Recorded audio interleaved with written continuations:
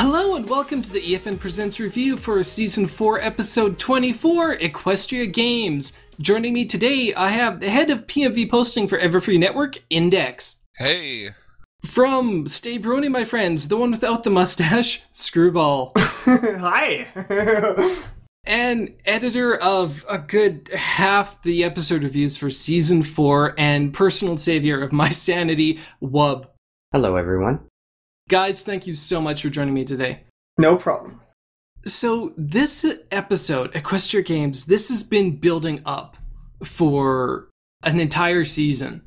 Season and a half, per se. Well, Season 3 does count for one season, so you could say two seasons. Yeah, I think it was building up in Season 3, wasn't it? Yes, it was just for sidekicks and Games Ponies Play, episodes 11 and 12, Flight to the Finish, Episode 5, Season 4, and Episode 10, Season 4 with Rainbow Falls. And it ends with a Spike episode.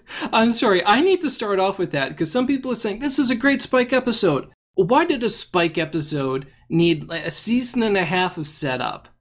It's a good episode as a Spike episode, but what do you guys think of this being the Equestria Games? Well, truth be told, ever since the whole coming up to Equestria Games, I was honestly expecting a full-out Olympics where we're going to see all our favorite characters participating in certain events and that sort of thing. I was expecting a lot from this, and then when it turned to a Spike episode, I'm like, oh. Then I thought maybe the season finale would be, continuing afterwards. Maybe it was just the torch light, but no, it was this whole episode was just the Equestria Games right then and there. And I hate to say it was kind of a letdown for me. Same with me. When we first heard about the Equestria Games, I believe it was somewhere in Season 3, one of the episodes. I forgot the title. But they were prepping up to choose which town is going to represent the Equestria Games. But since it's going to be held in the Crystal Empire, that's where we'll see all the characters, of course. And then we hear about Equestria Games as one of the episodes. Of course, we were going to see it because of all the predictions between the previous season and episodes. And we were all excited to see what it's going to be about. Are we going to see different types of events played there, just like in the Olympics? And then it turned into a Spike episode, and that just really got me to question, like, wait, I was thinking that this episode would be about, like, to prevent cheating or something within the game, since ponies, magic, unicorns, like one of the teams is gonna cheat. Well, they made sure of that. Oh yeah, they do. With those special gates that they had. Yeah, it disables their magic, which renders it useless, unless you're royalty or an alicorn, and for some reason they don't do that. Say overall, you just thought that the games would be more integral to the games episode. Yes. As far as the games go, it was a letdown in that sense, that we didn't get to see enough of it. But aside from that, in the terms of it all building up to be a Spike incident, honestly, I'm kind of glad he gets his own little storyline, considering the fact that everyone else in the series has been, it's all been focused on them, all about them. And, people seem to forget this is a character that has an important role, but just gets overlooked way more than he should. And so it's kind of nice to see him get his own spotlight, get his own chance to shine, get his own chance to have his own little storyline. Well, it was some nice continuity with the Season 3 premiere because, yeah, Spike did manage to save the Crystal Empire, so the fact that that's at least in continuity with Season 3 was a nice touch, and that they were able to build up an episode around that. Yeah, it was, actually, I remember, ages ago, me and my friend talking about how Spike just saved an empire. Why is he getting no recognition for it? We honestly thought that through all these seasons that he wasn't getting anything out of it other than a stained glass window in a Canterlot. But then, finally, it shows that, hey, indeed, people actually noticed him and they took recognition that he actually saved him. Oh, great and honorable Spike, the brave and glorious.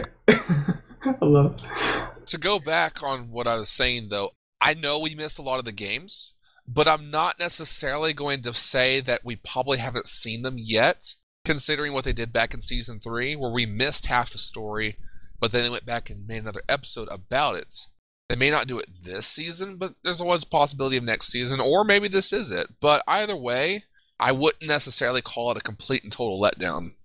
Well, they definitely could do another episode that takes place during the games, like they did with Just for Sidekicks and Games Ponies Play. I really don't see that happening here. Those two episodes were like Back to the Future 1 and 2. The events of one were taking place to some extent overlapping the events of the other, and you didn't realize it, and that's where a lot of the entertainment aspect of it was. Here, the events don't really overlap. It's just a big melting pot of ideas that all had to be in this episode because that's what they were set up for.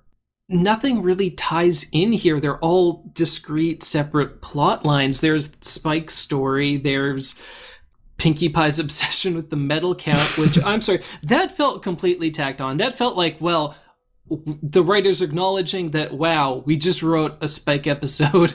We kind of have to put something in here about the games. Because other than them just calling it out, you never see the medal count. It's just, I think, twice or three times that Pinkie just says, here's the medal count again.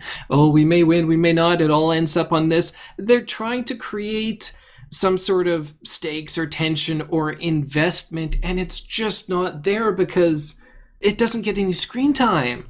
I didn't feel it for, it's like, oh my god, Ponyville, are they going to win or lose? I did not feel that. It's more drawn towards Spike than it was that, so I didn't feel that excitement. I didn't feel that rush that Pinkie Pie would be feeling at that moment. One thing I will say about the medals, though, is I like a bit of, I guess, continuity with Applejack's character, because after the aerial relay, she says, woohoo, we got silver, and that's complete contrast to in the last roundup where she basically banishes herself from Ponyville because she's ashamed of going back with second place medals. Yeah, I never thought of that. You guys have to also acknowledge the fact there's a lot of time constraints in this too. Oh yeah. There's a lot I'm sure they wanted to show, but they just can't, unfortunately. And they decided instead of doing another episode about the main six, like almost the entirety of the entire show has ever been, why not just give the little guy another chance in the Crystal Kingdom? Why not just give the guy another chance, to show people that he is acknowledged, he is a hero, which people wanted from, the first time we saw him there. Well, we did see a statue of him out of crystal, holding the crystal heart. So, at least the Crystal Empire acknowledges and really thanks Spike for what he did in the Season 3 premiere. Always interesting when you just wander into a place and there's a statue of you, huh? And as for the time constraints, sorry, Index, I gotta go with, again, this being something they brought on themselves because there were so many episodes leading up to this, so much being basically tacked on to what would be involved in the games. They had to put everything in, otherwise it's like, wait a minute, I thought that the CMC were doing the intro thing. I thought that Rainbow Dash was competing. I thought that all this was happening. In the beginning, I didn't even know where this episode was going. Because there's the CMC are worried about this, and Rainbow Dash is going and giving everybody a pep talk, and Twilight is worried about the princess stuff, and there was so much going on at the beginning that it's setting up that there's a lot going on, but it doesn't set up what the episode's going to be about. Yeah, it's not until he gets onto the stage towards the torch that you're starting to see the conflict right there when it does that really awesome zoom in towards him and everything's stretching out about him and then he's just like and then it's like, oh god, that's almost like a stage fright kind of thing that he has going on. Well, you can't really blame him for stage fright because again, he's a baby dragon and young kids, they tend to get stage fright at a young age. I don't know how old Spike is, but I'm gonna guess he's, 3, maybe 4 or 5. No, it can't be because remember that when Twilight rescued him from the egg, she was just a filly herself, not even maybe 10, 11, and I'm guessing that he is probably at least 10 years of age, I kid you not, because I don't know how it works with dragons. Is it the greed that makes them actually grow, or is it... it's getting a little off topic, but... Yeah. They also age differently, too, so his age won't match anything. Honestly, he thinks like a teenager at this point. He just, appears young. The fact he's into rarity and all that kind of stuff, if you think about it and stuff like that, he doesn't think like a child. Let's just put it that way. Yeah. Talking about the stage fright thing, someone mentioned, wasn't Spike not narrating, but wasn't he wasn't Spike narrating the play for Hearthswarming Eve? Yeah. You probably shouldn't harp into it too deeply because you have to also understand yet again, and no, I hate hashing this out every time, and people hate hearing it, but we have to remember who the general audience is too. This was geared for the age. Honestly, they don't really. I hate to say it, they're not really caring enough about the whole. They don't cross-reference episodes. They don't cross-reference episodes exactly. They don't. They also don't notice the whole. That was like how many seasons back when he did that narrating? Yeah, that was season 2. But what I was thinking is that he kept constantly saying is like thousands and thousands and thousands of ponies. He was showing stage fright right there just by constantly mentioning that there are so many watching him and that sort of thing. I think it was indeed stage fright because he was in front of a smaller audience in Heartswarming Eve, but in this one he kept commenting on the whole there's thousands of ponies watching him and that sort of thing. Yeah, that's pretty weird too, because Spike, well, we never knew he had stage fright, and then he mentioned that there's thousands and thousands of them watching every move of what he does, and after the whole torch incident, he immediately just conquers the stage fright. Next thing you know, he wants to do something else that would make him feel special. Yeah, he's putting himself right out there and literally in the spotlight again, which... Scared of failure. Yeah, we were all talking about this. Who here, rewatching the episode, actually sat through that scene? First time, yes. Second time, I had to fast forward because it was so cringeworthy. Oh my lord. I think the only thing worse than this before this was in Showstoppers with the CMC's musical number. That's something the first time I literally had to pause it because I can't sit through this. And I had to because we're doing the review, but the second time rewatching that, I'm like, I know what's coming. I know what happens. I have to skip this. It is that uncomfortable. And how many people here, or what do you guys think, whether that's more because of the situation or just because it's if the uncomfortableness of the situation is so effectively conveyed? It's very effective. Very effective is what I thought, because I was face palming the whole time. I was just like, no, Spike, please just run off stage and stop.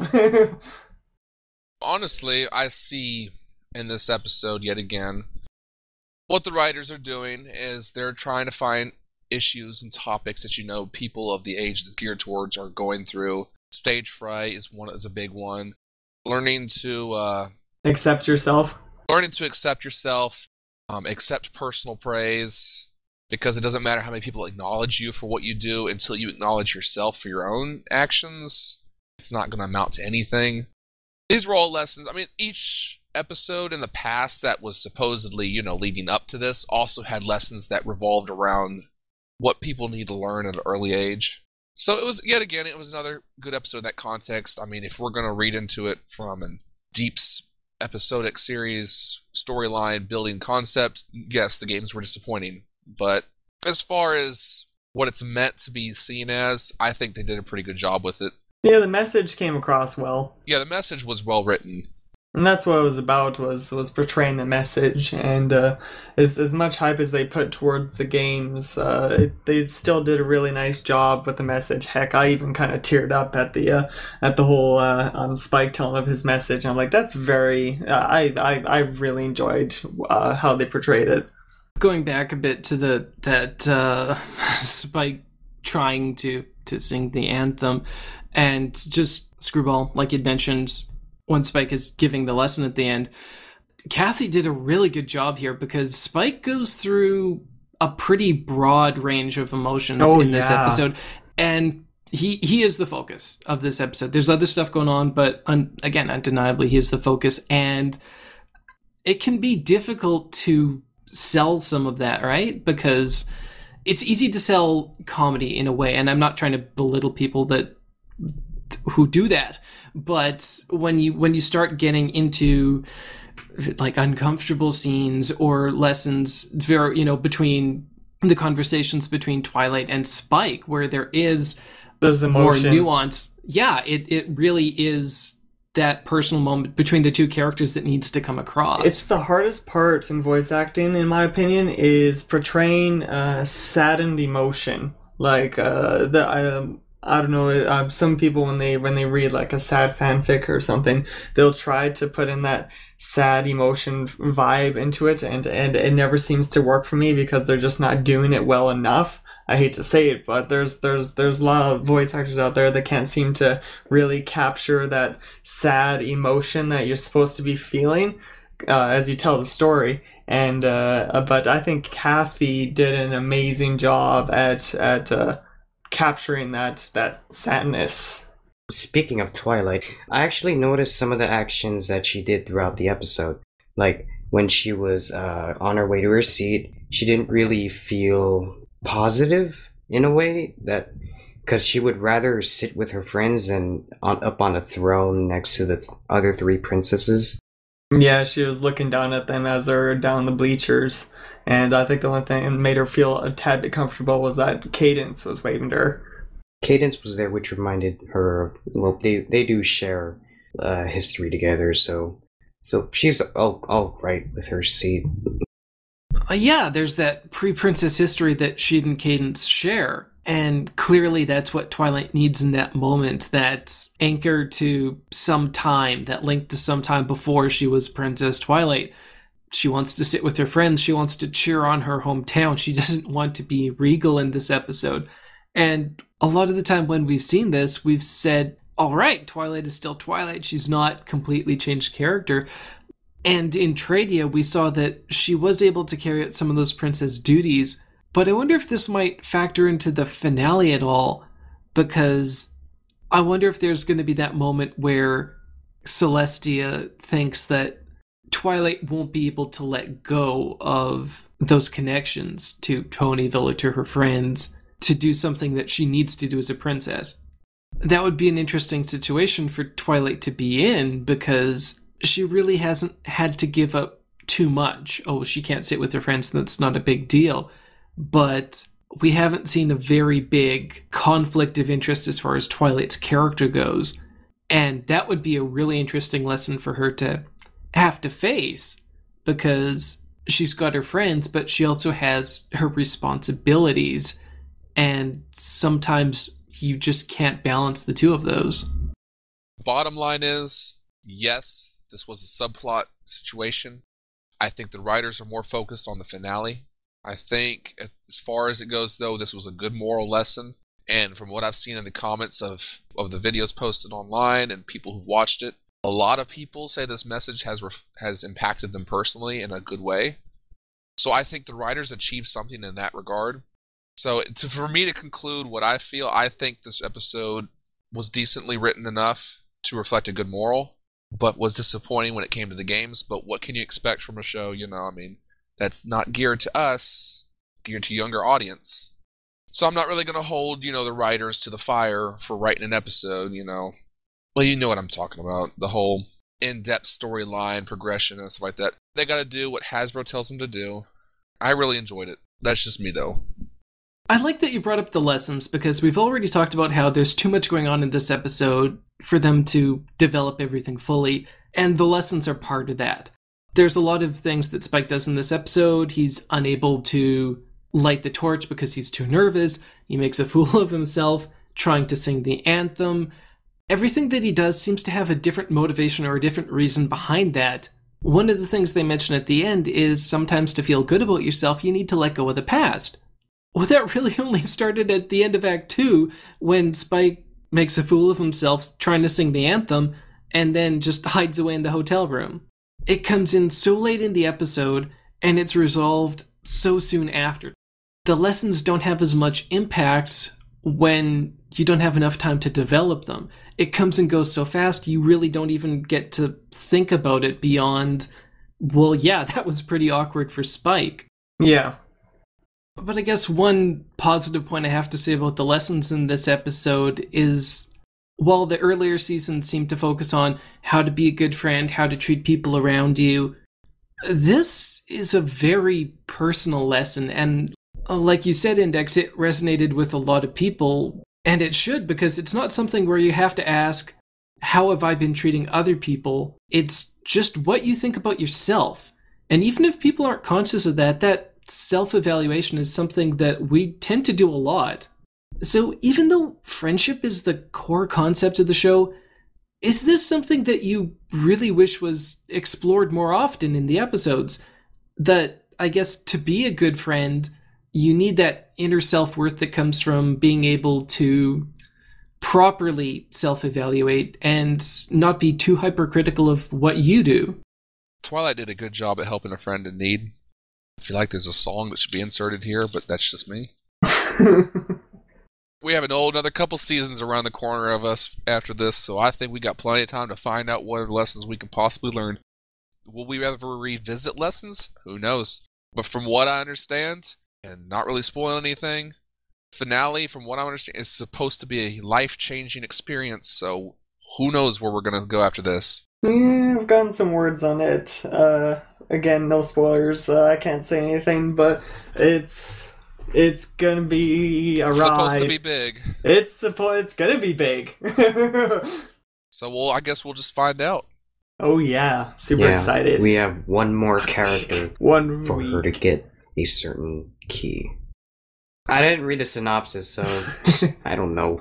I read the synopsis, but it really doesn't give out much. Yeah, the synopsis they're keeping their lips tight on that one. They're very, very sealed in this, which I haven't seen them be this sealed since season 2 finale. Like, the whole chrysalis thing is like, you never expected it. Okay, we're not going to get onto this too much because we're recording still. Okay, I guess we should wrap it up now. Well, we can't wrap this up quite yet, Index, because there's, like every episode, so much going on in the background. Gags, references. What were some moments that really stuck out to you guys in this episode? Well, got to see Griffins again, which was really cool. And the Saddle Arabians. Yeah, and also got to see Prince Blue horses. Blue Blood. We saw him again. That was kind of freaky. I guess by the looks of it, since he was sitting next to the Saddle Arabians and all that, is that he actually has a kingdom of his own somewhere. Because it seems like he was representing a certain area or something. Well, he's a prince. I think it was just all royal families in general. It's just yeah, I guess so. I guess since he was a prince, I guess he'd be put down there or something, but I'm sure some would like to put him down. He had a vet, no. But background references, I know someone did post that Snowflake's or Bulk Biceps' mother was in the audience. Twilight's parents were in the audience. Cheese Sandwich was in the audience. Gilda was in the audience.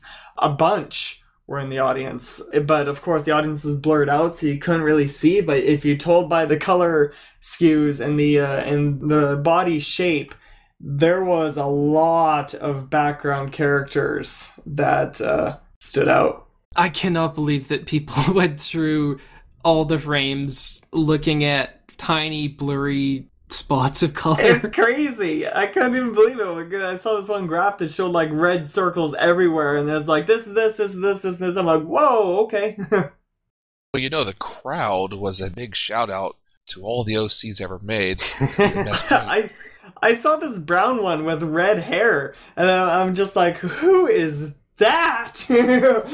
Well, I think I caught a reference. If we go to the part where Spike was walking away in disguise, and then all of a sudden we see the ice cloud falling down, and Spike sees it. He immediately takes off his disguise, jumps up there, and takes care of the problem. I feel like that's some sort of superhero reference. You know what? That sounds like the Superman reference when the plane was about to crash into the stadium during one of the games. Oh, yeah! In that one movie, he stops the plane just in time and lands it gently in the middle of the stadium. And then gets cheered on by the whole crowd around him. I love the ice arrows. Me being a Zelda fan, my very first thought was ice arrows from Ocarina of Time or something is all I could ever think about, and then it kind of got me thinking about the weaponry that ponies have. Kind of freak me out. If they have ice arrows, what else can they make? Well, nothing if they have. Oh, what was that magic spell? The unicorn disabling spell. Yeah, and Lyra goes through it, and she has that thing, and she's like, whatever. And then Rarity goes through it, and then she's like, I want my magic.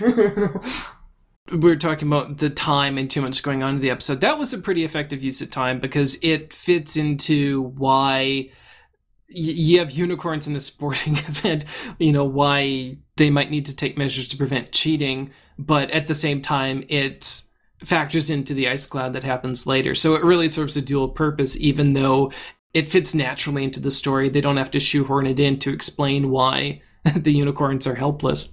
That kind of conflicted, though, with the alicorns being able to use magic. Well, because I guess they had special security privileges. But what really kind of instantly got me thinking, as soon as I saw the cloud falling, all the Pegasi just started flying up to stop it, right? The princesses sort of just stand up and like, and then they're like, shouldn't you go up there, use your magic? Actually, they do. Celestia and Luna do. Oh, they do actually go up there? Yeah. Oh, I didn't notice that. Well, you see them starting to fly there, so I think it's assumed that that's what they were doing. Yeah, because I know a lot of people, I guess just like me, did not notice, and a lot of people just like, I almost said Double Rainboom, Sonic Rainboom, when the Wonderbolts are falling to their doom, Celestia does nothing to stop it, and everyone's like, where was she? And then everyone started going back to that moment because they thought they saw Celestia and Luna not doing anything like that time. One of the small things I like is the CMC and their act. Their act? Yes. The CMC and their act about being flag carriers. They do their thing. I didn't really see much of a difference besides the whole team flying through. Then we see Scootaloo put the flag down with the other flags, and I had to take note that I didn't know Ponyville had their own flag.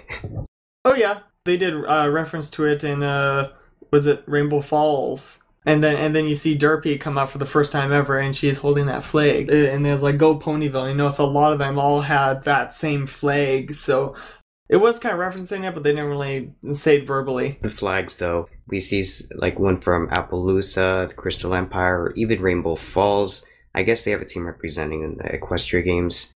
I really like that, seeing all those flags. Yeah. No, it was a nice touch having all of those different, like, I guess, lands, having them represented with those flags. It almost makes it feel like more than just a location that the characters visit to. It's more official, I guess, now that they have some sort of iconography. I'm sorry, not Rainbow Falls, I meant Cloudsdale. Oops. This one was pretty subtle, but there's that Apollo 13 reference that Twilight makes. That was brilliant. Equestria, we have a problem. Oh, yeah. I love that.